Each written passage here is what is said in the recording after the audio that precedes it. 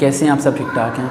आज का टॉपिक बड़ा सीरियस है और बड़ा कॉम्प्लिकेटेड है। आज के टॉपिक को सुनने से पहले आप लोग बड़े आराम से तसल्ली से टाइम को निकाल के बैठिए। अगर अभी आपके पास टाइम नहीं है तो इस वीडियो को पॉज करें, अपना जो काम कर रहे हैं वो काम करें, उसके बाद फ्री होकर इस वीडियो को देखिएगा, क्योंकि इस वीडियो में आपको वो पॉइंट्स मिलने वाले हैं शायद आप यूट्यूब पर सर्च कर रहे हैं लेकिन आपको नहीं मिल रहे। यानी फ़लस्तीन, इसराइल और एक तरफ हमारे सारे मुसलमान जो मस्जिद अक्सा की हिफाजत की ज़िम्मेदारी को उठाए हुए और सोच रहे हैं कि क्या करें, कैसे करें और किस तरीके से मस्जिद को महफूज करें और फ़लस्तीन के मासूम बच्चों पे जुल्म ज़्यादती को रोकें और इसराइल को किस तरीके से हम काबू में लेके आएँ।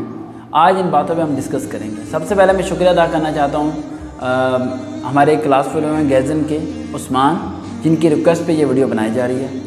उस्मान हमारे गैज़न के एक बहुत प्यारे दोस्त हैं, जिनकी रिक्वेस्ट थी मेरे से कि इसराइल और फ़लस्तीन के टॉपिक पे वीडियो बनाएं ताकि हम लोगों को आपके व्यू पॉइंट जो है ना पता चल सकें कि आप किस नज़रिए के बारे में सोचते हैं और आप हमें किस तरीके से रहनुमाई करते हैं कि हमें इस मामले में। तो उस्मान साहब, सबसे पहले बहुत बहुत शुक्रिया आपका कि आपने हमारे इस टॉपिक के बारे में हमें कहा और हम आपके लिए ये वीडियो ख़ास तौर पर बना रहे हैं, लाजमी सुनिएगा। अच्छा, सबसे पहले इसराइल और फ़लस्तीन के बारे में इस पहले पॉइंट को तो आप लोग ज़हन में लेके आ जाइए। आप लोगों के दिमागों में जो बैठा हुआ है कि भाई हम लोग जंग करेंगे और यहाँ पर सारे मुसलमान उठ के जाएंगे और जी फ़लस्तीन को आज़ाद करा लेंगे, इसराइल को हम भगा देंगे, ये नहीं होने वाला। अब मेरी बातें थोड़ी कड़वी हैं, मैं इसलिए कह रहा हूँ ज़रा तसल्ली से बैठ के सुनिएगा। ये कुछ भी नहीं होने वाला। एक्चुअली हिस्ट्री क्या कहती है और क्या सिस्टम है, सारा कुछ मैं आपको बताना चाहता हूँ। हज़रत उमर फ़ारूक रज़ियल्लाहु अन्हु के दौर में मुआहदा हुआ था कि फ़लस्तीन में इसराइल को दाखिल होने की इजाज़त नहीं दी जाएगी। आई रिपीट अगेन, हज़रत उमर फ़ारूक रज़ियल्लाहु अन्हु के दौर खिलाफत में ये मुआहदा हुआ था, ये कॉन्टेक्ट हुआ था कि जो यहूदी हैं, जो इसराइली हैं, वो फ़लस्तीन में दाखिल नहीं होंगे। और ये मुआहदा काफ़ी हद तक कायम भी रहा। तुर्की ने भी इस मुआहदे को कायम रखने की काफ़ी हद तक कोशिश की, लेकिन आज आपको पता है वो मुआहदा टूटा। जो इसराइली थे वो उसने मज़लूम थे और उन्हें कोई पनाह नहीं दे रहा था। फ़लस्तीन के लोगों ने उन्हें पनाह दी। वो चंद लोग आस्ता आस्ता कबीले में तब्दील होते होते तादाद बढ़ने शुरू होगी। वो लोग टेक्नोलॉजी की तरफ जाना शुरू हो गए। वो लोग यहूदी थे। यहूदियों को और हमारा कभी भी कोई भी मंसूबा कामयाब नहीं हुआ। इसीलिए तो इस्लाम में कहता है कि यहूदियों से तो मुआहदा मत करो, वो लोग मुनाफिक हैं, वो लोग तुम्हारे साथ नहीं चल सकते, वो लोग मुसलमान के दुश्मन हैं। इसलिए क्यों उन्हें जगह देते हो? पनाह की जगह भी उन्हें देना मना है यहाँ तक। अब आप ये सोचोगे कि ये कब आज़ाद होगा, कैसे होगा और क्या सारा क्राइटेरिया होगा, तो उसके लिए मैं आपको ज़रा वजाहत करता हूँ। पहला पॉइंट, ये बात ज़हन में रखिए कि पाकिस्तान और इंडिया, हिंदुस्तान यानी पाकिस्तान, ये बरसीर के जो एरियाज़ हैं ना, यहाँ से बगावत शुरू होगी मुसलमानों के दरमियान में। और वो बगावत इतनी बड़ी शुरू होगी कि एक इज्तिमा बन जाएगा, एक जमात बन जाएगी जो कि दीन इस्लाम पे को अमल में लेके आएगी यहाँ पर आने वाले वक्त में।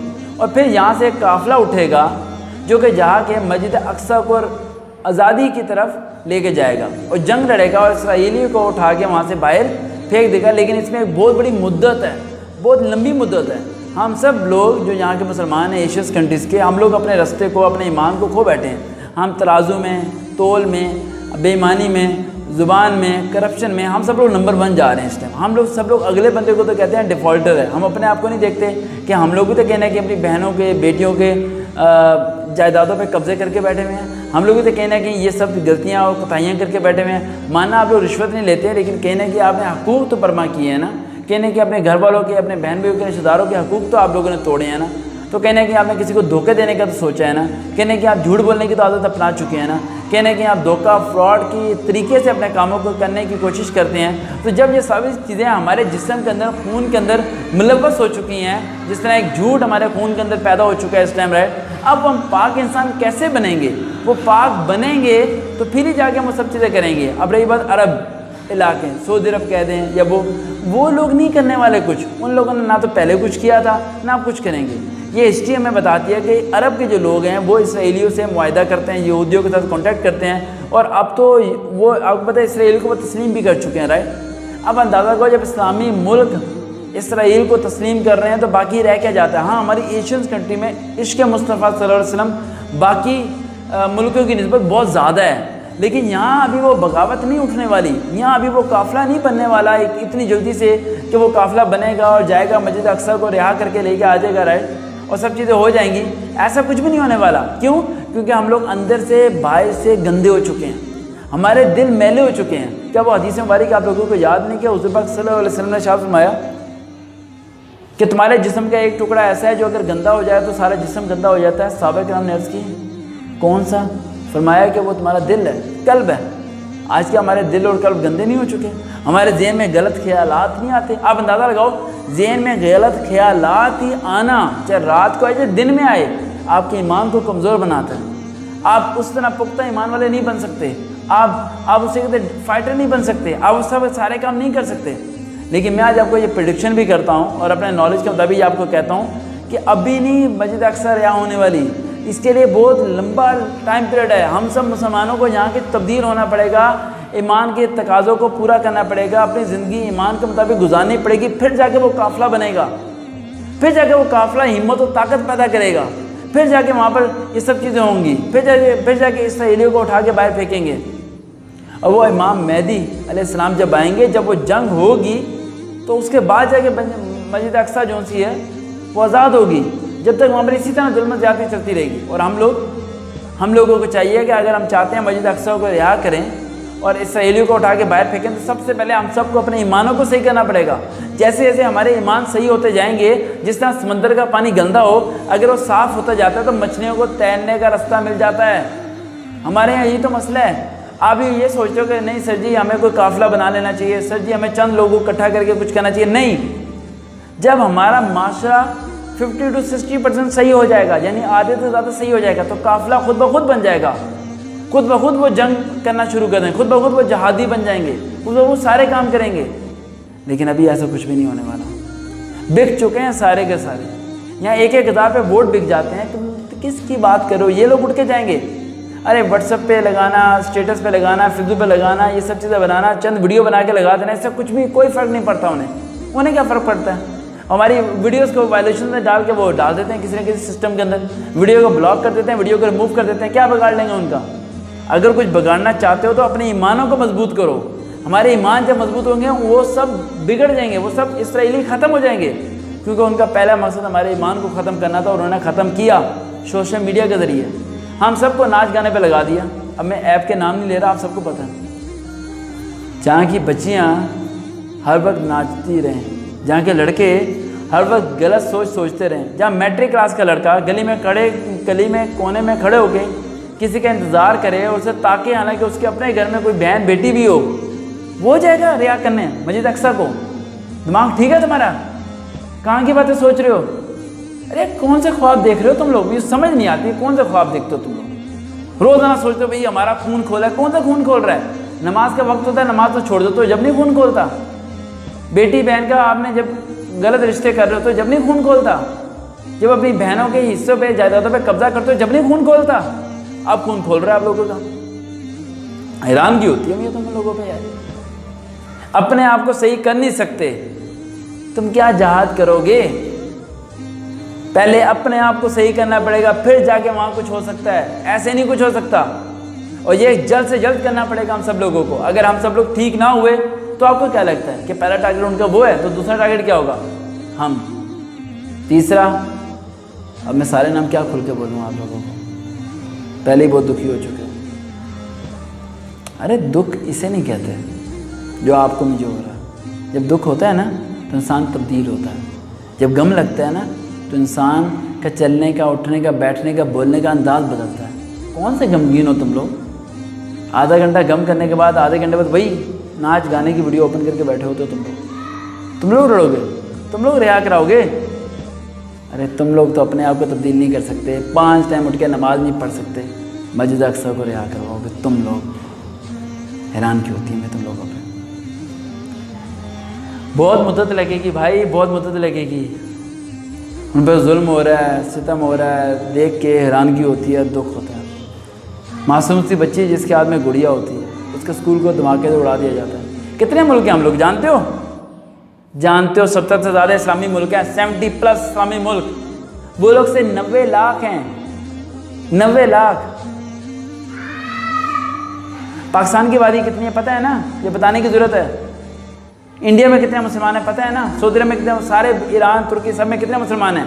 ہم سب لوگ کہا ارے بھائی مہربانی ہمارے فلسطین کے لوگوں کو چھوڑ دو، مہربانی ہمارا UN گیا وہاں پر منتیں کرنے گیا. یہ مسلمان ہیں، تم مسلمان بھول گئے ہو کہ تم ہو کون. تم ایک باری اپنے آپ کو پہچانا تو صحیح، سمجھو تو صحیح تم ہو کون، پھر تمہیں پتہ چلے گا کہ تم کیا تھے.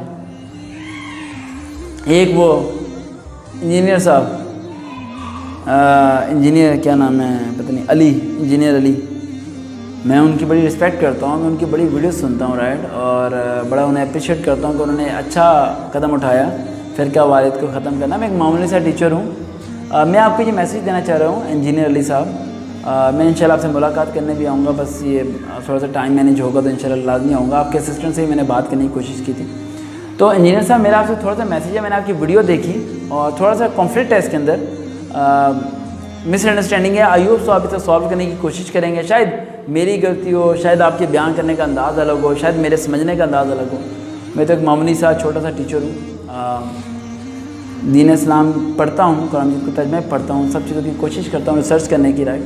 تو میں آپ کو تھوڑا سا بتانا چاہتا ہوں اپنے پوائنٹ آف ویو، سننے والے بھی ذرا غور سے سنیں. انجینئر علی صاحب کی ویڈیو میں نے دیکھی اسرائیل فلسطین کے بارے میں، اس میں انہوں نے کہا کہ ہم لوگ جہاد نہیں کر سکتے، ہم لوگ ٹیکس پے، شارٹ کر کے بتا رہا ہوں، ہم لوگ ٹیکس پے کرتے ہیں، اپنے آگے فوج کو جاتا ہے، فوج کا کام ہے یہ کرنا وہ کرنا، ساری باتیں آپ کی سمجھ آ گئی.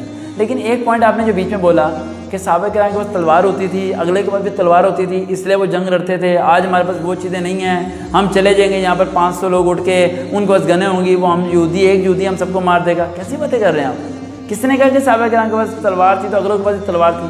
ہم نے تو کچھ اور ہی پڑھا ہے. ہم نے پڑھا صحابہ کرام کے پاس تلواریں تھی زنگ آلود، ان کے پاس تلواریں تھی نہیں. ہم نے پڑھا ان کے پاس تو اسلحہ نہیں تھا، ان کے پاس تھے ہاتھی. ہم نے پڑھا ان کے پاس تعداد کم تھی، ان کے پاس تھی ہزاروں. ہم نے یہ پڑھا ہے. آپ ہمیں کیا پڑھا رہے ہیں کہ وہ ایک کے بدلے ایک آتے تھے؟ ارے وہ ہزاروں کو شکست دینے والے 313 کم تھے، ان کے پاس تو اسلحہ بھی نہیں تھا، ان کے پاس تو اوزار بھی سارے نہیں تھے، ان کے پاس تو گھوڑے نہیں تھے، ہاتھی نہیں تھے، کچھ بھی نہیں تھا ان کے پاس، لیکن ایمان تھا. آج کے بندے کو آپ یہ کہہ رہے ہیں کہ بھائی تم چلے جو گے نہیں ہتھے تو تمہیں کچھ بھی نہیں ہونے والا. اللہ جب بھی تھا، اللہ اب بھی. اللہ اگر جب کنکری گروا سکتا تھا، اللہ جب سارے کام کروا سکتا تو کیا اللہ اب نہیں کروا سکتا؟ ایمان تقاضا ہونا چاہیے اٹھنے کے لیے. علی صاحب یہ پوائنٹ مجھے آپ کا برا لگا. اچھا آپ نے کہا کہ ایک پوائنٹ آپ کو ایک اور آپ نے مثال دیتے ہیں، میں آپ کو چھوٹی سی مثال دے دوں رائٹ. تو انجینئر صاحب آپ نے کہا کہ جون صاحب جی ہمیں وہ دیکھنا چاہیے، ہمیں کرنٹ افیئر دیکھنا چاہیے، ہمیں اپنے آپ کو آئینے میں دیکھنا چاہیے کہ جی ہمیں دیکھ کے مقابلہ کرنا چاہیے، آنکھوں پہ ہاتھ نہیں رکھنا ہے، فلانا فلانا. ایک بندے کی ماں سمندر میں گر جاتی ہے، اس کا جواب آپ نے دینا علی صاحب. ایک بندے کی نا ماں سمندر میں گر جاتی ہے، اس لڑکے کو تیرنا نہیں آتا، وہ کھڑا ہو کے کہے گا بھائی میں پہلے تیرنا سیکھوں گا پھر چھلانگ ماروں گا. ارے نہیں یار میں چھلانگ نہیں مار رہا، یہ تو تیرنا نہیں آتا. کیا کرے گا انجینئر صاحب؟ چھلانگ مار دے گا. کیوں مارے گا؟ کیونکہ اسے اپنی ماں سے کیا ہوگا؟ پیار ہوگا. جن لوگوں کو مسجد اقصی سے پیار ہے نا وہ لوگ چھلانگ مار دیں گے. وہ یہ نہیں دیکھیں گے کہ پیراشوٹ ہے یا نہیں ہے، وہ یہ نہیں دیکھیں گے انہیں تیرنا آتا ہے نہیں آتا، وہ یہ نہیں دیکھیں گے ان کے پاس اسلحہ ہے یا نہیں ہے، وہ زیادہ تعداد میں وہ کم تعداد میں. کیا کریں انجینئر صاحب؟ آئی ہوپ سو آپ کو میرا پوائنٹ سمجھ آیا ہوگا. اس پوائنٹ کو امینڈمنٹ کی لازمی کیجیے گا، اور آپ سے ملاقات کرنے میں ضرور آؤں گا، کیونکہ آپ کی مجھے صرف ایک عادت ہے جس کی وجہ سے میں آپ سے ملاقات کرنے آؤں گا، اور اسی مقصد کے لیے میں آؤں گا. اور ہمارا ادارہ پچھلے پروجیکٹ ہوا ہے، میں پچھلے 7 سالوں سے ہزاروں بچوں کو فری جابس کی تحریک کروا رہا ہے. 100 سے زیادہ اسٹوڈنٹس ہمارے ایس سی جی کمانڈرز ریکمنڈ ہو چکے ہیں. ہر سال پنجاب پولیس میں، ایئر فورس میں، ٹاپ پولیس میں سب جگہ فری جاتے ہیں رائٹ، اور ہم کسی سے کوئی چارجز نہیں لیتے. اور پچھلے 7 سالوں سے فری کام کر رہا ہوں میں خود اکیلا. اسٹوڈنٹس ہیں جو میری ہیلپ کرتے ہیں ساتھ ساتھ رائٹ. تو انشاءاللہ امید ہوگی کہ آپ کو بھی ہمارے ادارے کو وزٹ کر کے اچھی اور خوشی ہوگی آپ کو رائٹ. انشاءاللہ میں بھی آپ کا ادارہ وزٹ کروں گا لازمی. آپ کی ایک پوائنٹ مجھے صرف اچھا لگا تھا جس کی وجہ سے میں آپ کی ویڈیوز کو سنتا ہوں، کہ آپ نے جھوٹ کو ختم کرنے کی کوشش کی ہے، اور اس پہ مجھے بہت اچھا لگا. تو ایز اے دوست ہونے کی حیثیت سے، دوست تو نہیں میں ایسا کہہ سکتا، آپ بڑے ہیں میں چھوٹا ہوں رائٹ، ایز اے چھوٹا بھائی ہونے کی حیثیت سے میں آپ سے یہ ریکویسٹ کرتا ہوں کہ یہ میں نے جو آپ کی ویڈیو دیکھی اس میں نے یہ چیز پوائنٹس دیکھے ہیں رائٹ. تو میرے خیال سے یہ دل کو تھوڑی چوٹ لگی ہے، تھوڑی سی چوٹ لگی ہے. جب پیار محبت عشق انتہا پہ پہنچتا ہے نا کسی بھی چیز سے، مانا ایک شخص بندہ شرابی ہے، کیا وہ اللہ کو کوئی بھی بندہ برا کہے گا تو وہ سن لے گا؟ نہیں، اس ٹائم اس کا شراب کا نشہ اتر جائے گا. اب یہ کہیں گے کہ پہلے یہ کر لو وہ کر لو پھر یہ کرو. ایک عشق ایک الگ چیز ہے بھائی. ایک بندہ ہے پاگل ہے، اس کی ماں کو جا کے مارو، وہ کیا کرے گا؟ وہ آپ کو مارنا شروع ہو جائے گا. اس پاگل کو اس ٹائم اتنی عقل آ جائے گی کہ میری ماں کو نہ مارو.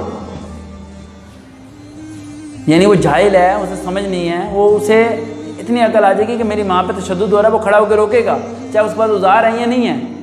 اسی طرح بھائی مسجد اقصیٰ دل ہے, حملہ ہوا یہ مسلمان کم سے کم اگر جا کے رڑ نہیں سکتے تو زبان سے تو بول سکتے ہیں کہ بھائی ہم کچھ کریں گے, ہم کوشش کریں گے.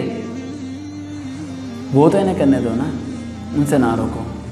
دیکھتے رہے ہوم اسٹوڈیو, دوبارہ ملاقات ہوگی. اللہ حافظ.